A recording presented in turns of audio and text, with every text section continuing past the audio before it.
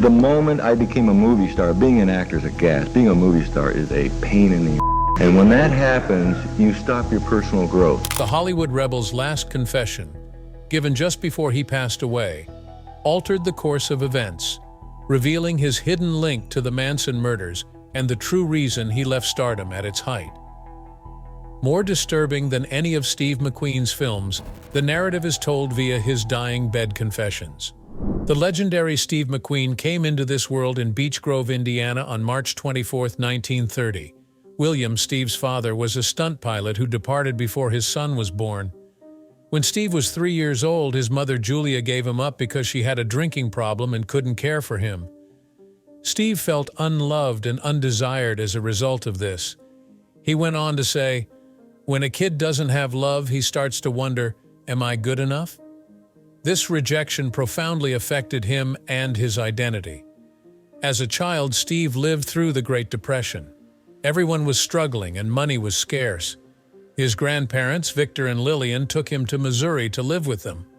Although they tried their best, circumstances were tough when it came to caring for him. Claude, Steve's great-uncle, owned a farm, and they finally moved in with him. Farm life was necessary but difficult, Steve recalled. He learned the value of hard work and self-care as a result, but he had a hard time academically as well. An ear infection had left him partially deaf and dyslexic. Because of these issues, he felt out of place, and school just made matters worse. On his 4th birthday, Steve's great-uncle presented him with a red tricycle. A seemingly little present altered the course of events. His passion for racing and all things wheeled began with that tricycle. A lifetime fixation began with it. In later years, he gained notoriety as a motorcycling enthusiast who competed in major events such as the Baja 1000. A total of 140 motorcycles were his property at the end of his life. His identity was profoundly shaped by the experiences that began with that small tricycle. At the age of 8, Steve's mother made the decision to return him to him. She took him to Indianapolis to live with her new husband, but their relationship deteriorated worse. The home environment became unsafe due to Steve's stepfather's aggressive behavior. Steve made his first foray into gang life after taking to the streets. It seemed as if he did indeed belong. According to him, when you're in a gang, you're one of the boys, you're accepted. However, he also warned that there was danger ahead for those who chose to join gangs. He had to resort to stealing hubcaps and live on the streets by the time he was 9 years old. Steve was caught stealing when he was 14 years old. After the cops brought him home, his stepfather mercilessly pounded him. Even still, Steve resisted. Anything may have changed when he said, "Touch me again and I'll kill you." He was remanded to Chino's California Junior Boys Republic, a rehabilitation institution. It felt like punishment to him at first, and he despised it. He first struggled with the regimented schedule, but he eventually adapted. Upon his departure, McQueen had transformed into someone else entirely. He was profoundly affected by that location. Returning to Boys Republic to speak with the youngsters was something McQueen continued to do even after he got famous and wealthy. Because the institution had such a profound impact on his life, he maintained ties to it throughout. Another significant decision was taken by McQueen when he was 17 years old. He enlisted in the Marines on April 13, 1947, the day after his birthday. Because he was too young, he had to get his mom's okay first. He was likely seen by her as a means to finally put an end to his erratic conduct, which she had endured for so long. Before he joined, McQueen had dabbled in a variety of odd jobs. While in the Dominican Republic, he resigned from a position in the Merchant Marines.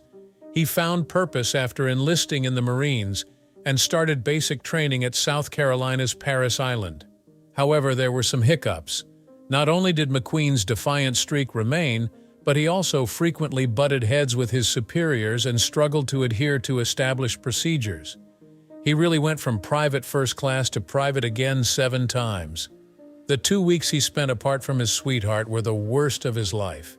For it, he was confined to the brig for 41 days, during which he subsisted just on bread and water for the first 21. The beginning was not smooth. There were still times when McQueen showed genuine courage, despite all that was going on. He was a technician and tank driver for an armored regiment.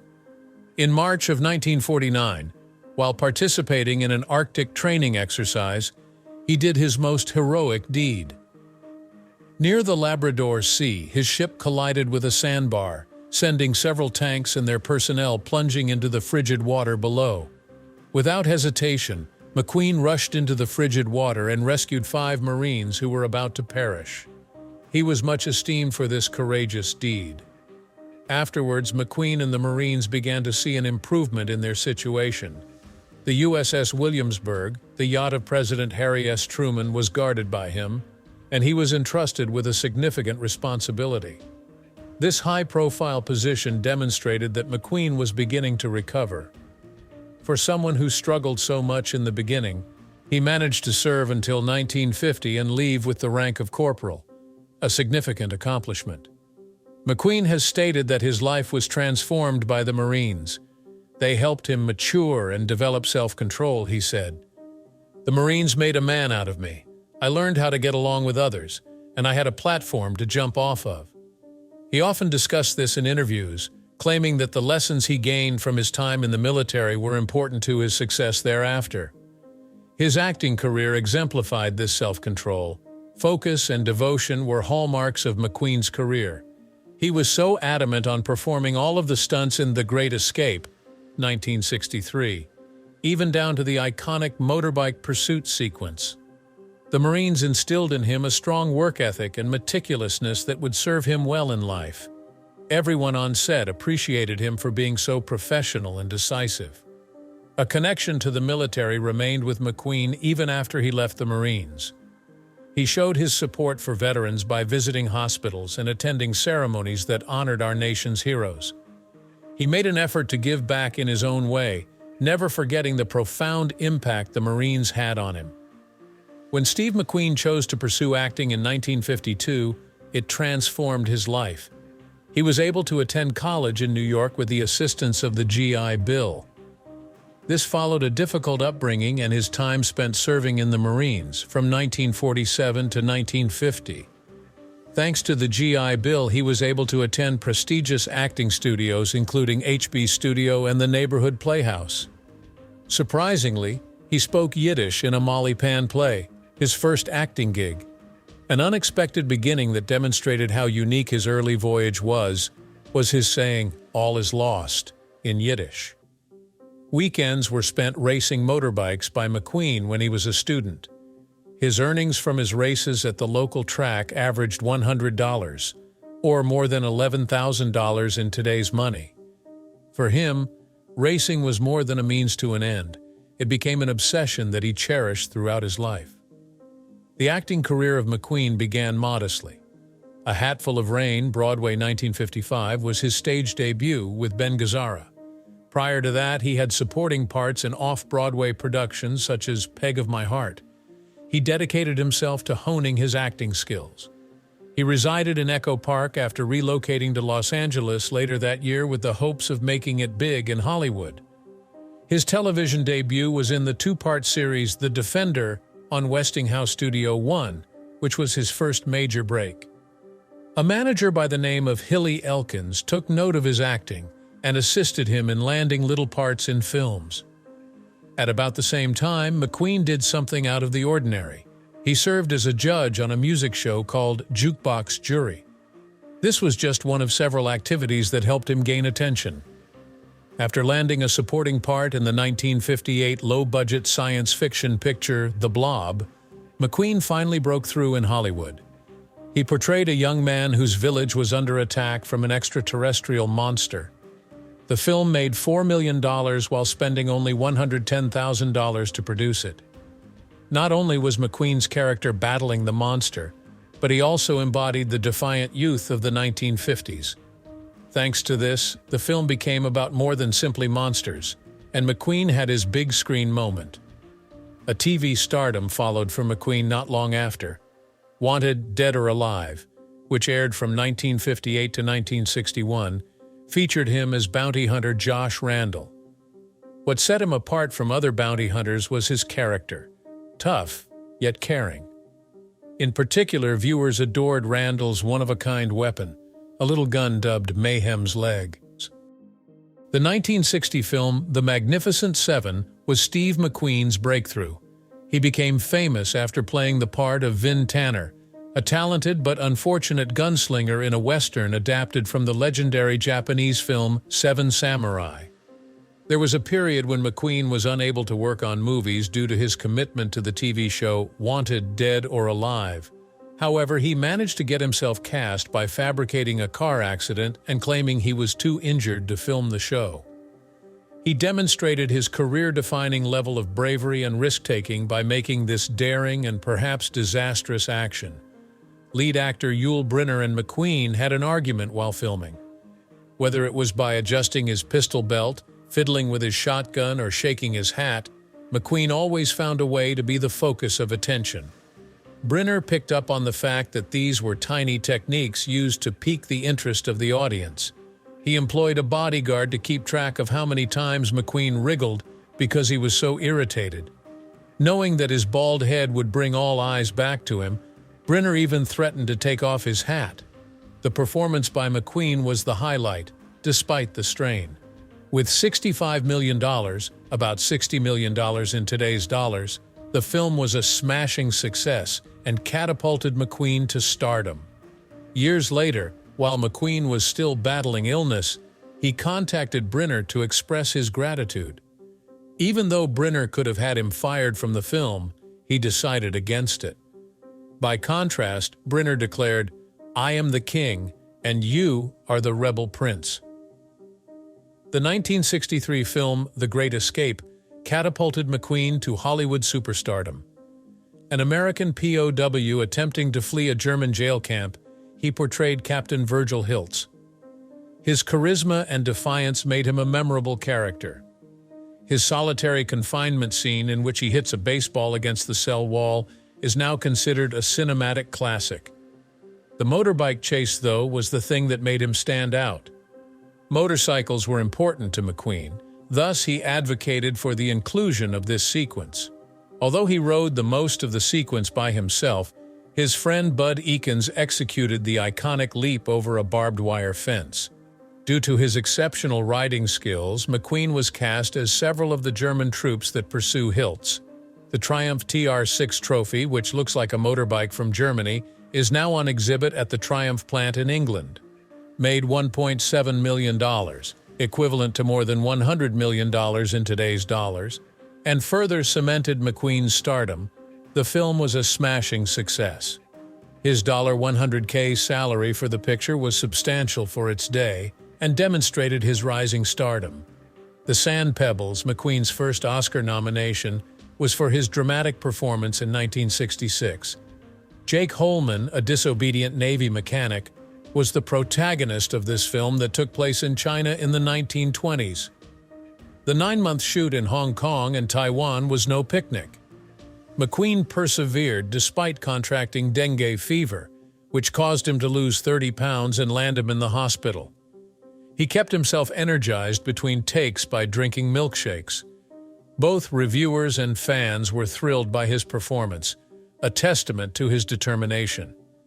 At the height of the Vietnam War, the film's impact was amplified by its examination of weighty issues such as imperialism and racism.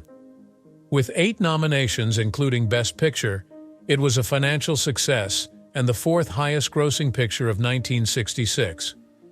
Although some felt the film was excessively lengthy, the filmmaker was adamant about not cutting it until he gauged the reaction of the crowd. Even though he didn't take home the prize, McQueen's nomination demonstrated that he was capable of playing parts that required him to deal with more than simply action. During the 1970s, Steve McQueen's career reached its pinnacle. Sam Peckinpah's 1972 criminal thriller, The Getaway, was the first. The on-screen romance between Ali MacGraw and McQueen was a major controversy. Robert Evans was a major executive at Paramount, and MacGraw even left him. Despite spending little more than $3 million to produce, the picture was a financial success, grossing over $36 million in North America. In addition to being rich off of the film, McQueen struck a brilliant agreement to receive 10% of the profits.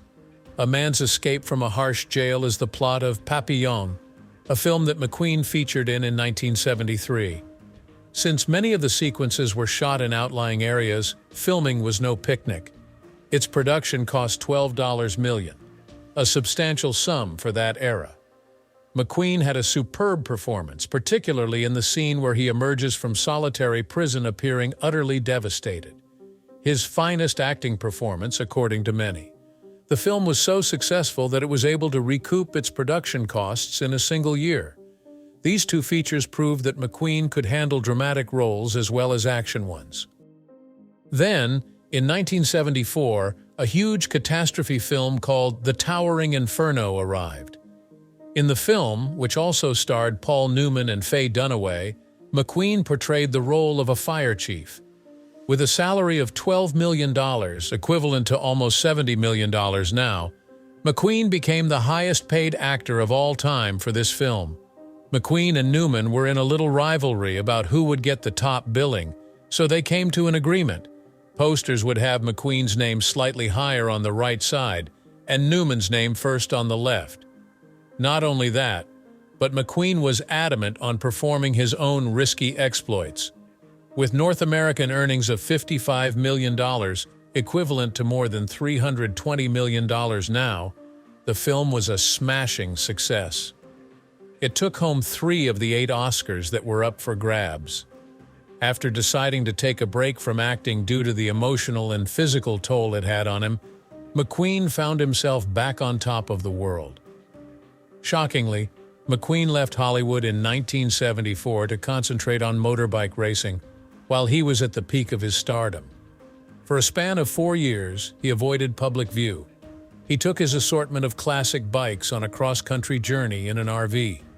Under the alias Harvey Mushman, he competed in off-road events such as the Mint 400 and Baja 1000.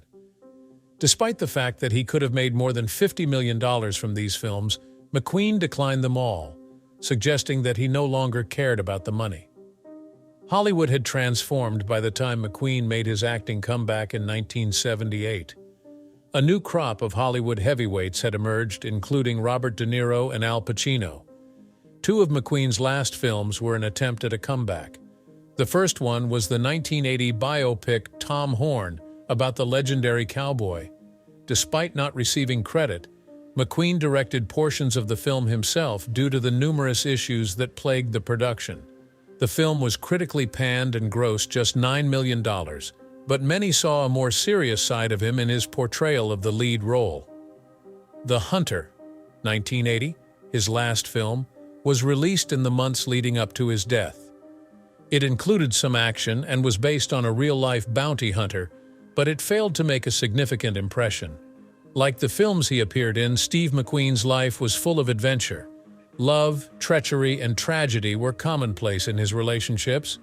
They were married for 16 years, beginning in 1956. His wife's name was Neely Adams. While they did manage to have 2 children, their marriage was everything but blissful. Over and over again, McQueen cheated on her. Subsequently, Adams disclosed that he informed her that he had an affair with 535 women during their final 2 years of marriage. This sum reflected the emotional toll his actions had on them. A terrible tragedy almost befell McQueen in 1969. Meeting an unrelated woman on August 9th caused him to abruptly alter his plans to attend a dinner at Sharon Tate's place. The notorious killings by the Manson family took place at Tate's home that night, yet that transformation spared his life. Following this, McQueen developed paranoia. A loaded Magnum handgun became an integral part of his persona. There was a lot of drama in his 1973 second marriage to actress Ali MacGraw as well. While filming The Getaway, MacGraw's marriage to producer Robert Evans collapsed, and their relationship began as an affair. Despite the passionate nature of their relationship, McQueen exhibited domineering behavior and persisted in infidelity. They were only married for 5 years till 1978 came to a close. A few months before he passed away in 1980, He wed model Barbara Minty for the third time. He found solace in this last connection, which appeared to be more tranquil during his dying days. Terry was born in 1959 to McQueen and Neil Adams, while Chad was born in 1960. His love for his children was unwavering, regardless of the disorder in his own life. Similarly, McQueen battled substance misuse for a significant portion of his life. Neil, his ex-wife, said that his drug use began throughout their marriage and worsened over the years. There was LSD, peyote, cocaine, and marijuana in his system. He nearly killed himself in a terrifying episode involving peyote and a motorbike trip in the Colorado desert. The 1970 filming of Le Mans was a very low point for his drug addiction. He was a major party animal, which had a negative impact on the film's production value and set mayhem. His already unpredictable conduct was exacerbated by his misuse of prescription medicines, which he coupled with booze. On set, McQueen had a reputation for being a pain. He frequently caused production delays due to his arguments with directors and co-stars. The 1974 production of The Towering Inferno featured his intense animosity against Paul Newman. Even going so far as to count Newman's lines, McQueen insisted on having the same amount. He even went to the extent of hiring a scriptwriter to give himself an extra 12 lines. As a result, Newman referred to him as a chicken. When filming The Getaway, McQueen and other filmmakers, notably Sam Peckinpah, got into heated disagreements that almost derailed the project. Steve McQueen, the king of cool, became ill with a chronic cough in 1978. He originally dismissed it as insignificant. He tried to feel better by giving up smoking and taking antibiotics, but his symptoms worsened, and he still had trouble breathing. Doctors conducted a lung biopsy on December 22, 1979, after these issues persisted for over a year. The fallout was catastrophic. Pleural mesothelioma is a severe and uncommon disease that damages the lining of the lungs. McQueen was diagnosed with it. At 49 years old, he was still going strong after becoming Hollywood's highest-paid actor for only 5 years. It was a shocking diagnosis for everyone. It often takes decades for pleural mesothelioma to develop, and it is connected to asbestos exposure. The discovery of McQueen's cancer came after the agonizing progression of the disease to his neck and belly. The doctors said it was incurable, and they didn't look good for him. His health rapidly deteriorated in a matter of months.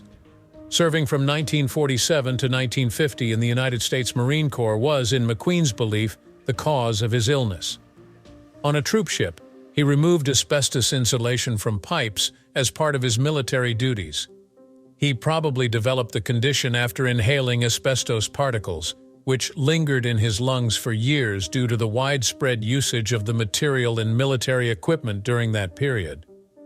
Particularly for veterans, the McQueen case brought attention to the dangers of asbestos exposure in the long run. Because asbestos was widely employed in ships, airplanes, and military facilities in the mid-20th century, around 30% of mesothelioma cases in the U.S. include veterans. As his health deteriorated, McQueen yearned for a remedy with all his heart. Traditional methods of treatment, such as radiation and chemotherapy, were unsuccessful. He traveled to Mexico in 1980 in search of assistance from alternative medicine practitioners. Dr. William Donald Kelly, a divisive character with a groundbreaking cancer therapy claim, was there when he met him. Due to his reputation for employing questionable practices, Dr. Kelly had his medical license revoked. An organic diet, high vitamin dosages, coffee enemas, and daily injections of the apricot pit-derived medicine L-trial were all parts of McQueen's rigorous therapy regimen. Many doctors felt that L-trial was harmful and ineffectual. Thus, the FDA did not approve it. After first showing signs of improvement, McQueen went so far as to publicly applaud the clinic from Mexico on October 3, 1980. Then he went on to say, "Mexico is showing the world a new way of fighting cancer." Unfortunately, that breakthrough didn't survive. Once again, his health deteriorated rapidly. Steve McQueen had some very personal talks in his last days. The famous preacher Billy Graham was a part of one of the most remarkable. While discussing his newfound beliefs, McQueen recounted his life's events. Despite McQueen's deteriorating condition, Graham went on to characterize him as a warrior. "My body is broken, but my spirit isn't broken. My heart isn't broken."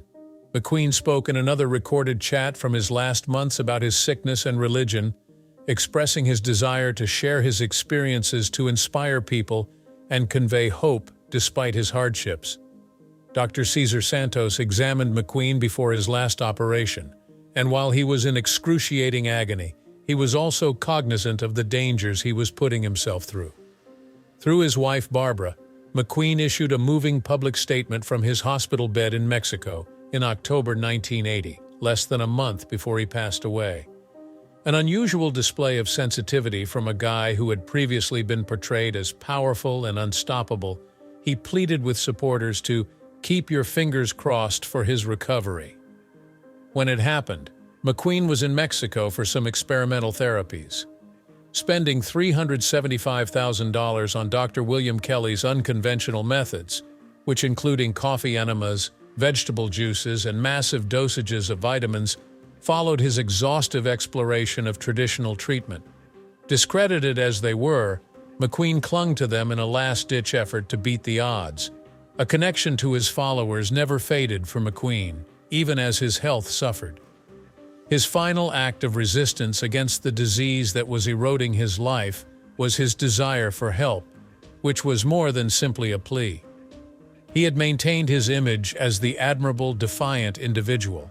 The message took on much greater significance when, on November 7, 1980, only 32 days after undergoing a dangerous operation to remove malignancies, McQueen went tragically. His final remarks showed the strength of his character and the unbreakable bond he had with his fans. Those last words spoken by McQueen to his wife Barbara, were brief but profound. "I love you." They encapsulated the love and connection they had throughout their lives. Barbara and McQueen tied the knot in January 1980, less than a year prior. The relationship between McQueen and Barbara, a model and amateur photographer, started in 1977 when they met on the set of The Hunter.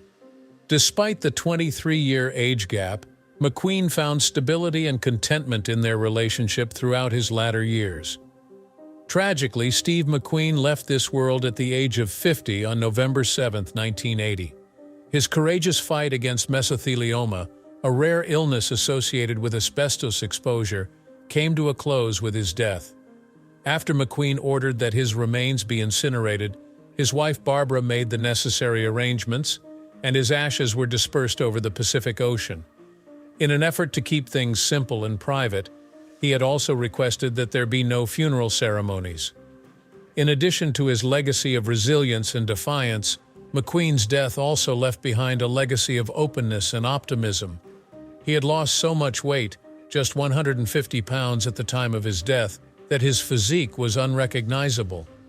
Regardless, the man he had grown into was mirrored in his last desires. Since McQueen ascribed his redemption as a disturbed child to his time at the Boys Republic Reform School in Chino, California, his family requested monetary contributions rather than floral arrangements. Throughout his life, he maintained strong ties to the institution, frequently paying visits to uplift and support the boys residing there.